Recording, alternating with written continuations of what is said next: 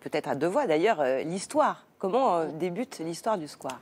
Eh bien, voilà, une jeune femme est assise sur un banc, elle lit un livre, et puis arrive un homme qui lui aussi vient se reposer dans ce square.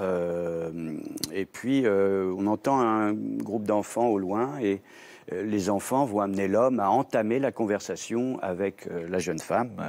Ils vont se trouver déjà le premier point commun, c'est qu'ils n'ont pas d'enfants, ni l'un ni l'autre.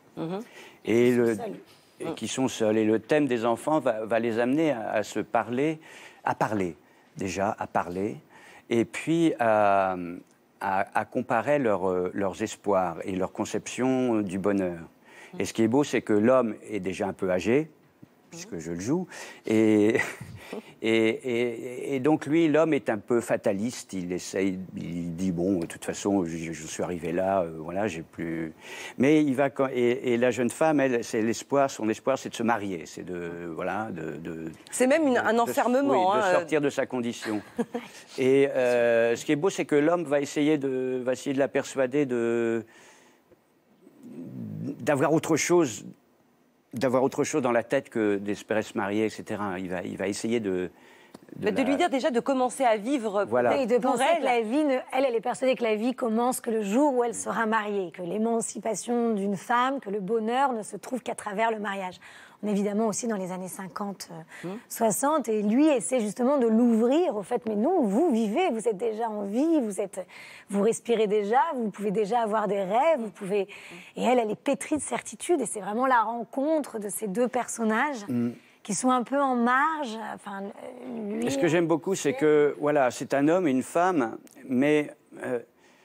aujourd'hui, on pense qu'il y a un homme un peu âgé, une jeune femme tout de suite. Dans un square. Dans un square. et les enfants aussi dans un square, parce que l'homme vient dans le square pour les enfants. Oui, et en fait, c'est très enfantin, en fait.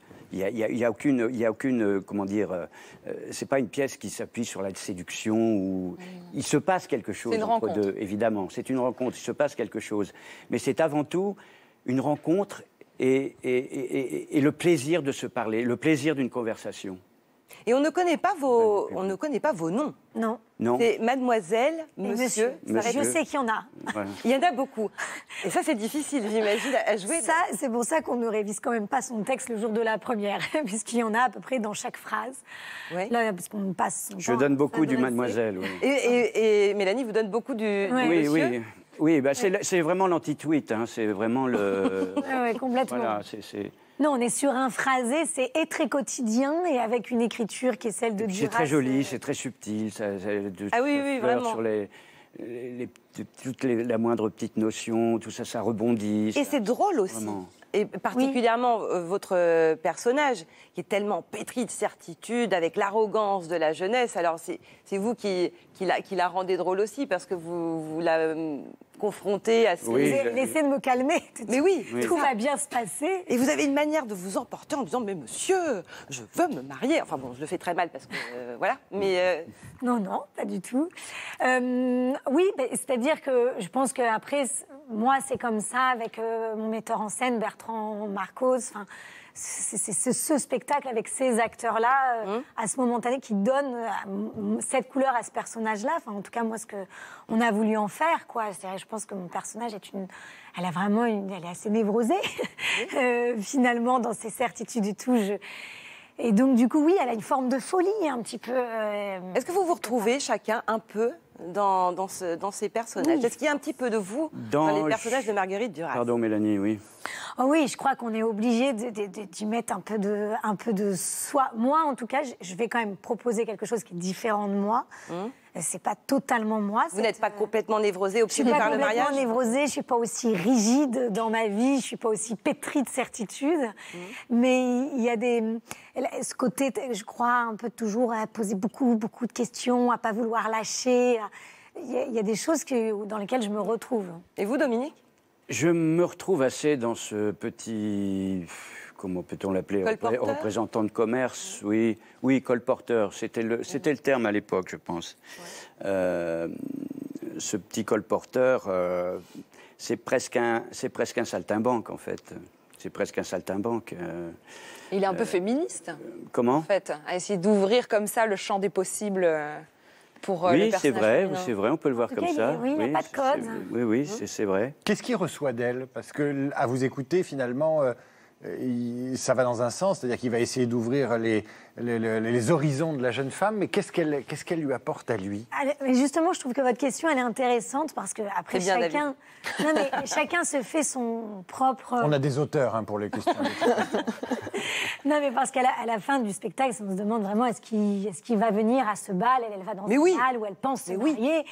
Vous, certains pensent qu'il ne viendra pas. Chacun, en tout cas chaque spectateur, imagine ce qu'il Oui. veut. Et moi, je suis persuadée que cette discussion, ce moment ensemble, va la changer, elle. C'est-à-dire qu'elle a beau pourtant être très raide, je pense qu'elle va quand même s'ouvrir. Alors que lui, qui est quand même beaucoup plus ouvert, tolérant, à voyager, etc., je ne suis pas sûre que c'est pour autant qu'il change. Elle m'apporte juste le plaisir de parler et d'avoir une conversation. Ce qui est assez curieux, parce que dans la vie, quand on rentre dans un square et qu'on s'assied, moi j'ai des souvenirs d'avoir entamé des conversations dans des squares, mais c'est parce que j'avais une poussette, il y avait une femme à côté de moi avec sa poussette, et donc la condition de parent faisait qu'on était au bureau et qu'on avait des poussettes et on travaillait comme parents dans le square.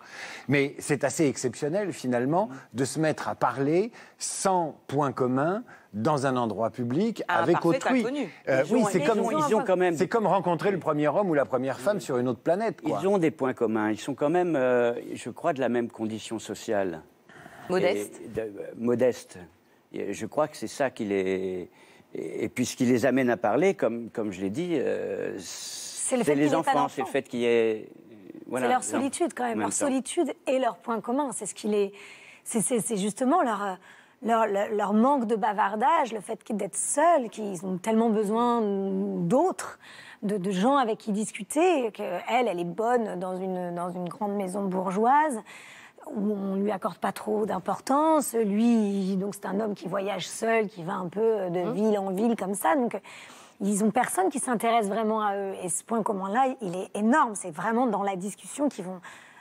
c'est vraiment un texte sur la rencontre, solitude et la Et en plus, dans les didascalies du début, qui sont dites par Fanny Ardant, qui sont très belles, ça nous met sur une espèce de petit matelas de confort. De confort, ces didascalies. Et il est dit qu'il n'y a personne dans le square, quelques enfants au loin.